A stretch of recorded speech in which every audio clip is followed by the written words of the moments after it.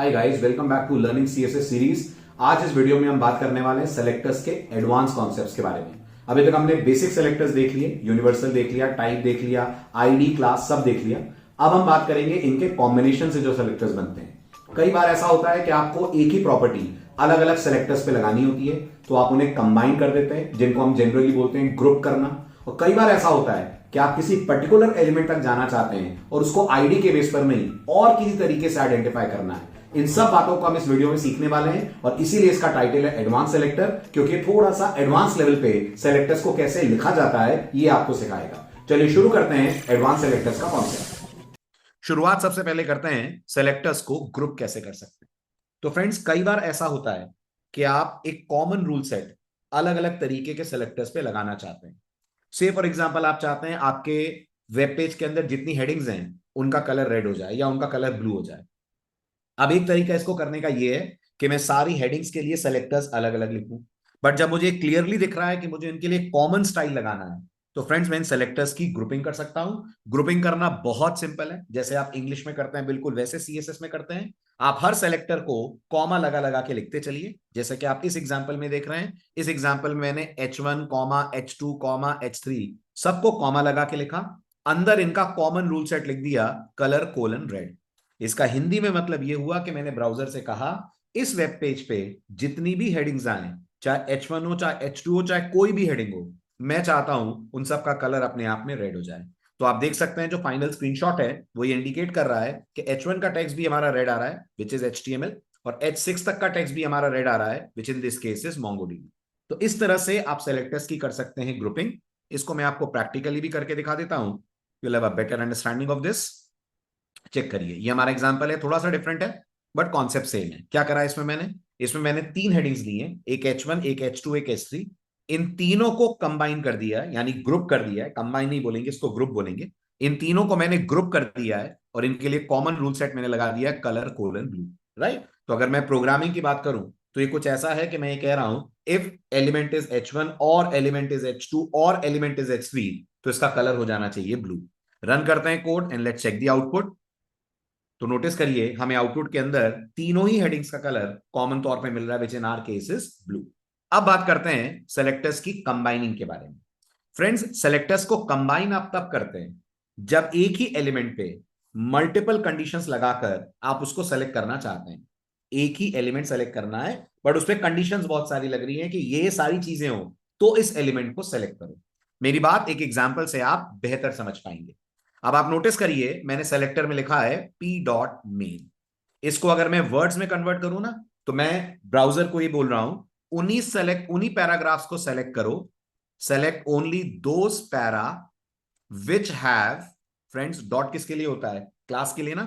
So which have their class is equals to main. यानी इस web page में सारे पैराग्राफ सेलेक्ट नहीं करने, हर वो एलिमेंट सेलेक्ट नहीं करना जिसकी क्लास मेन है, हमें वो पैराग्राफ सेलेक्ट करने हैं जिनकी क्लास मेन है।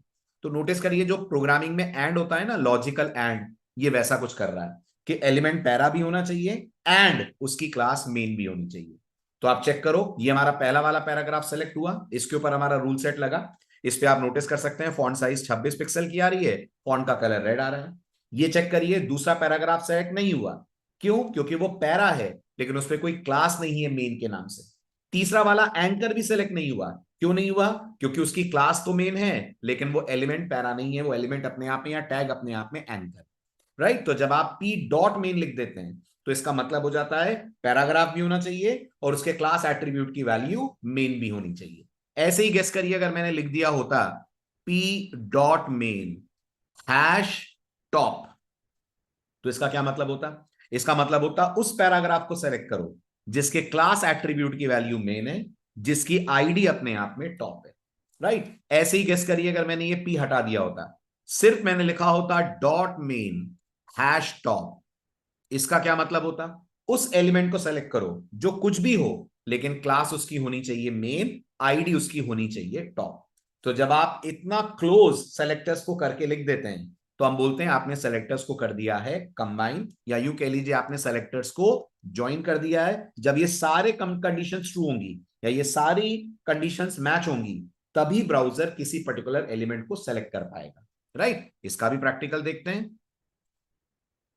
सो getting back to the development environment, check करिए मेरे अगले एग्जांपल में मैं क्या बोल रहा हूं। मेरे अगले एग्जांपल में मेरे पास पैराग्राफ है जिसकी क्लास मेन है, मेरे पास एक एंकर भी है, उसकी भी फ्रेंड्स नोटिस करिए क्लास मेन है, और मेरे पास एक नॉर्मल पैराग्राफ भी है। लेकिन मैंने वही करा है जो अभी अपने स्लाइड में समझा, मैंने बोला है पी डॉट मेन, यानी उन एलिमेंट्स को चूज करो जो पैराग्राफ तो हो ही हो, साथ में उनकी क्लास होनी चाहिए मेन।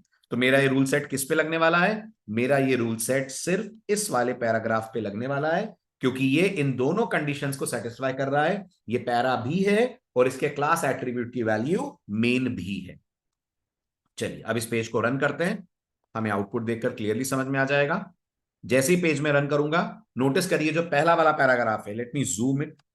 जो मेरा पहला वाला पैराग्राफ है उसमें फॉन्ट इटैलिक आ रहा है, बिल्कुल आ रहा है, क्योंकि हमने अपने कोड विंडो में क्या बोला हुआ है, हमें फॉन्ट इटैलिक चाहिए as you can see here. और मैंने ये भी बोला हुआ है मुझे कलर चाहिए क्रिम्सन, तो आप देख पा रहे होंगे आउटपुट में जो कलर आ रहा है वो आ रहा है क्रिम्सन। ये अपन ने क्या करा, ये अपन ने सेलेक्टर्स को कंबाइन या ज्वाइन करा, या यू कह लीजिए अपन ने ब्राउजर को बोला ये सारी कंडीशंस फुलफिल हो तो ही एलिमेंट को सेलेक्ट करना, करेक्ट। चलिए अब आते हैं नेक्स्ट इंपॉर्टेंट पार्ट पे, और हमारा नेक्स्ट इंपॉर्टेंट पार्ट है फ्रेंड्स, सेलेक्टर्स में ही डिसेंडेंट सेलेक्टर्स यूज करना। डिसेंडेंट का मतलब क्या होता है रियल वर्ल्ड में? डिसेंडेंट का मतलब होता है वंशज, राइट। वंशज का मतलब प्रोग्रामिंग में या सीएसएस में होता है वो एलिमेंट जो किसी और एलिमेंट का चाइल्ड है। चाइल्ड का मतलब याद है ना आपको, नेस्टेड कर देते हैं अगर अपन, तो अगर मैंने पैरा के अंदर एंकर डाल दिया है तो एंकर पैराग्राफ का चाइल्ड बन जाएगा, राइट। और जरूरी नहीं है चाइल्ड ही हो, grand child, great grand child, कुछ भी हो सकता है। जैसे अगर मैं आपसे बोलूं मैंने एक यूएल लिया, है ना, यूएल के अंदर मैंने एक एल आई लिया, एल आई के अंदर मैंने एक एंकर लिया, तो अब आप नोटिस करिए एंकर एल आई का क्या है, एंकर एल आई का तो चाइल्ड है, लेकिन ये एंकर यूएल का क्या है, ये यूएल का एक तरह से ग्रैंड चाइल्ड है। क्यों? क्योंकि ये यूएल के चाइल्ड का चाइल्ड है। तो अगर आपको इस तरीके से रिलेशनशिप एस्टैब्लिश करनी हो तो फ्रेंड्स आप यूज करते हैं डिसेंडेंट सेलेक्टर्स, यानी आपको कोई एलिमेंट चूज तो करना है, लेकिन तभी चूज करना है जब वो चाइल्ड या ग्रैंड चाइल्ड हो या ग्रेट ग्रैंड चाइल्ड हो, जो भी अपन को लेना है। तो अब आप नोटिस करिए हमारा रूल सेट लिखने का तरीका क्या होता है। तरीका बहुत ही सिंपल होता है, लेकिन ध्यान दीजिएगा बीच में एक स्पेस डाल दी जाती है, दैट्स इट। यानी अगर मैंने ब्राउजर से कहा पी स्पेस ए, तो मैं ब्राउजर से बोल रहा हूं मुझे उन एंकर्स को चूज करना है जो किसके चाइल्ड एलिमेंट्स हो, जो किसी पैराग्राफ के चाइल्ड एलिमेंट हो। तो अब उन्हीं एंकर्स को चूज करा जाएगा जो पैराग्राफ के अंदर नेस्टेड है। अगर कोई एंकर इंडिविजुअली है उसे चूज नहीं करेंगे, अगर कोई पैरा इंडिविजुअली है उसे चूज नहीं करेंगे, अगर कोई एंकर लिस्ट के अंदर है उसे भी चूज नहीं करेंगे, सिर्फ उसी एंकर को चूज करेंगे जो किसी पैराग्राफ के अंदर है। तो अगर हम आउटपुट वाइज इस पेज को एनालाइज करें तो नोटिस करिए क्या इस पैराग्राफ के अंदर एंकर है, या उल्टा बोलता हूं क्या ये एंकर इस पैरा के अंदर है? हाँ जी है, मतलब ये पैरा का चाइल्ड है। तो एससीए लाइफ पे हमारा ये रूल सेट लग जाएगा, फॉन्ट हमारा हो जाएगा bold as you can see here, और फॉन्ट का जो कलर है वो हो जाएगा हमारा रेड। अब आप चेक करिए क्या ये एंकर है? जी हाँ ये एंकर तो है, लेकिन ये किसी का चाइल्ड नहीं है, फॉर एग्जाम्पल पैरा का चाइल्ड नहीं है। क्योंकि ये पैरा का चाइल्ड नहीं है इसलिए उसके ऊपर रूल सेट नहीं लगेगा, ये अपने नॉर्मल कलर में आएगा। अगर फेसबुक विजिटेड है तो पर्पल, नहीं विजिटेड है तो ब्लू, राइट, जैसा कि नॉर्मल एचटीएमएल में होता है। फिर आप अब नोटिस करिए इस पैरा के अंदर फिर एंकर है, क्या ये एंकर पैरा का चाइल्ड है? जी हाँ, तो इस पे फिर हमारा रूल सेट लग जाएगा, इसका फॉन्ट हो जाएगा बोल्ड और इसका फॉन्ट कलर हो जाएगा रेड।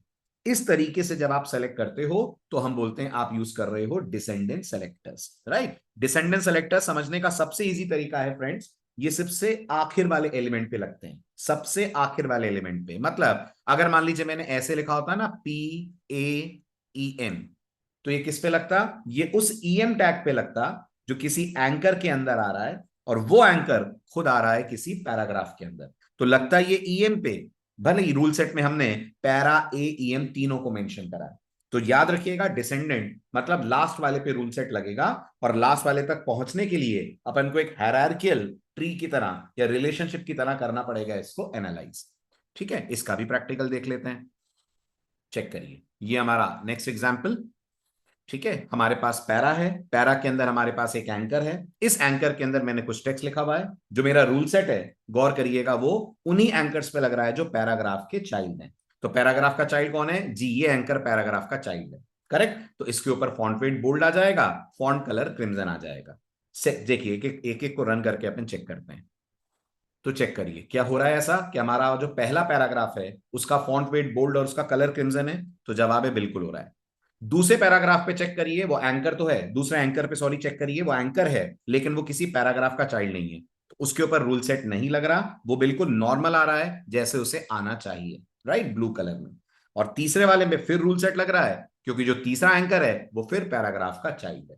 इस तरह से अगर आप चूज करोगे तो आप चूज कर रहे हो डिसेंडेंट सेलेक्टर्स, राइट। अब इसी में गेस करिए, 2 मिनट वीडियो पॉज करके सोचिए, अगर मैंने ये स्पेस हटा दी तो इसका क्या मतलब है?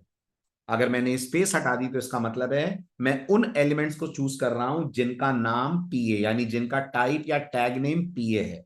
पीए नाम का कोई एलिमेंट होता नहीं है, तो ये रूल सेट या सेलेक्टर किसी को सेलेक्ट नहीं कर पाएगा।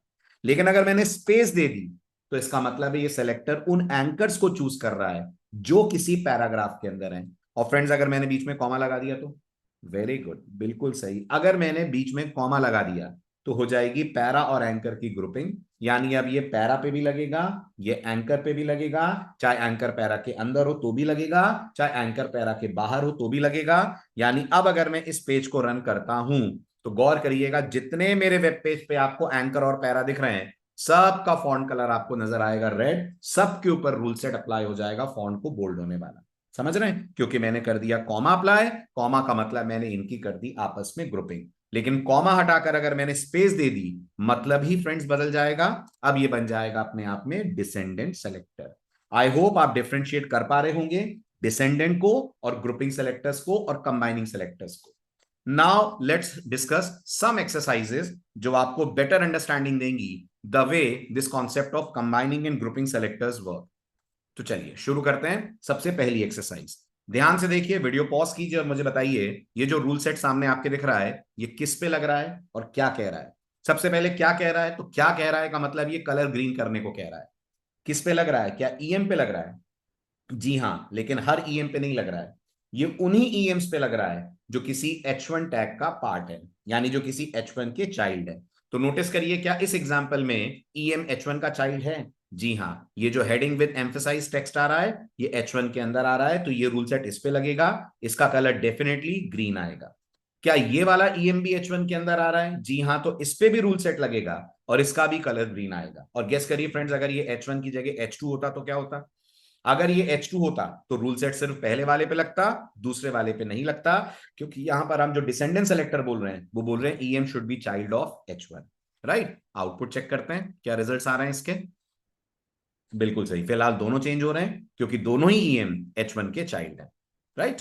नेक्स्ट एक्सरसाइज, चलिए अब आप वीडियो पॉज कीजिए, सोचिए क्या कह रहा है ये सिलेक्टर ब्राउजर को, कौन सा एलिमेंट चूज करना है। फिर मैं आपको आंसर देता हूं, मैच कीजिएगा आप अपना आंसर। 2 मिनट के वीडियो पॉज करके लिखिए ये सिलेक्टर क्या कह रहा है, राइट। ये सेलेक्टर कह रहा है ब्राउजर से कि मुझे उन एलिमेंट्स को चूज करना है जो पैराग्राफ हो, गौर करिएगा बीच में स्पेस नहीं है, तो यहां क्या हो रहा है, डिसेंडेंट की कंबाइनिंग, तो जवाब है कंबाइनिंग, डिसेंडेंट नहीं है ये।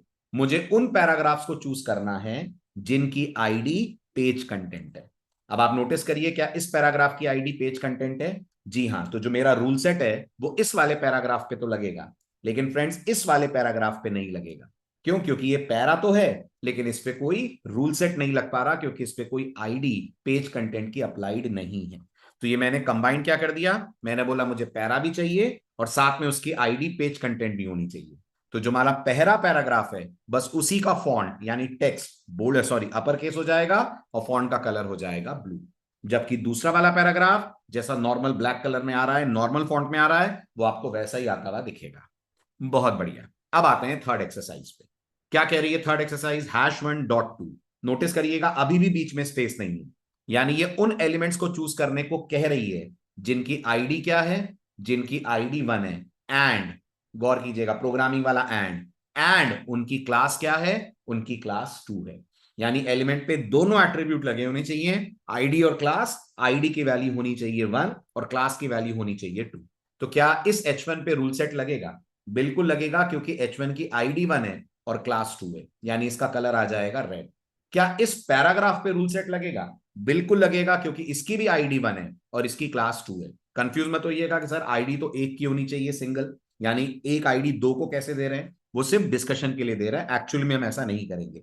बट समझिए, क्योंकि दोनों के लिए रूल सेट्स या कंडीशन सेटिस्फाई हो रही है, इसलिए आपका ये जो स्टाइलिंग है ये दोनों के ऊपर हो जाएगा अप्लाई।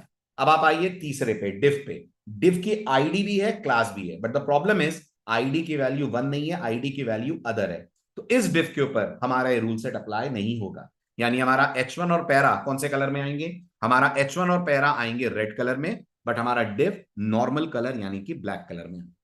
आई होप ये आपको एडवांस सेलेक्टर्स का कॉन्सेप्ट समझ आया होगा। अब मैं इसको काफी सारे एग्जांपल्स में यूज करूंगा, वहां एक बार और आपको एक्सप्लेन कर दूंगा अगर आपके कोई डाउट भी हो। ठीक है, अभी आप बहुत अच्छे से इस वीडियो को देखिए, प्रैक्टिस करिए, फिर आगे बढ़िएगा। मिलते हैं नेक्स्ट वीडियो में सीएसएस के ऐसी एक इंटरेस्टिंग टॉपिक के साथ। Thank you so much.